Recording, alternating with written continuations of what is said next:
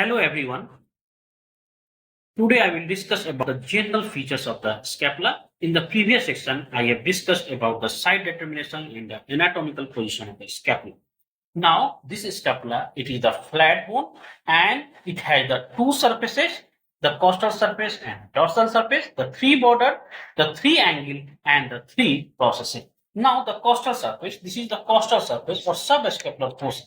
It is concave and it's directed medially and forward and it's marked by the three longitudinal ridge. You see the longitudinal ridge. It is marked by three longitudinal ridge and this part of the bone, it is almost the rod-like, and it acts as a lever for the action of serratus inferior muscle in overhead abduction of the arm. Now, the dorsal surface. This is the dorsal surface and it gives attachment. This is the costal surface and this is the dorsal surface. Now, the dorsal surface gives attachment to the spine of the scapula. This is the spine of the scapula and it divides the dorsal surface into the smaller supraspinatus fossa and the larger infraspinatus fossa. And the two fossa are connected by a notch that is called the spinoglenoid notch. The two fossa are connected with a notch that is by the spinoglenoid notch that is situated lateral to the root of the spine. This is the root of the spine and this spinoglenoid notch, it is situated lateral to the root of the spine. Now the border, the superior border, it is thin and near the root of the coracoid process. This is the coracoid process. This is the root of the coracoid process. It presents a notch. That notch is called the supraglenoid notch. And this notch is called the suprascapular notch. This is the suprascapular notch.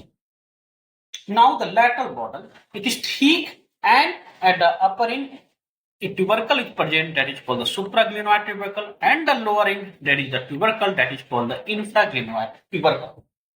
Now the medial border, this is thin and it extends from the superior angle to the inferior angle. From the superior angle to the inferior angle. Now the angle. The superior angle, it is covered by the trapezius muscles. And the inferior angle, it is covered by the latissimus dorsi. Lateral angle, it is broad or glenoid angle. It is also called glenoid angle. It is broad and bears the glenoid cavity or the fossa and which is directed forward, laterally and slightly upward.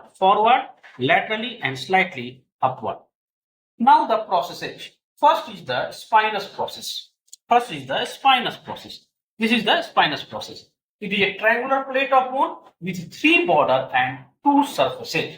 And it divides the dorsal surface of the scapula into the supraspinatus fossa and the infraspinatus fossa. And its posterior border, it is called the crest of the spine. It is the posterior border, it's called crest of the spine, and the crest has the upper lip and the lower lip. And next is the coracoid process, just like the crow's peak. The coracoid process is just like the crow's peak. This is the coracoid process. And it is like the crow's peak. And it is directed forward and slightly laterally.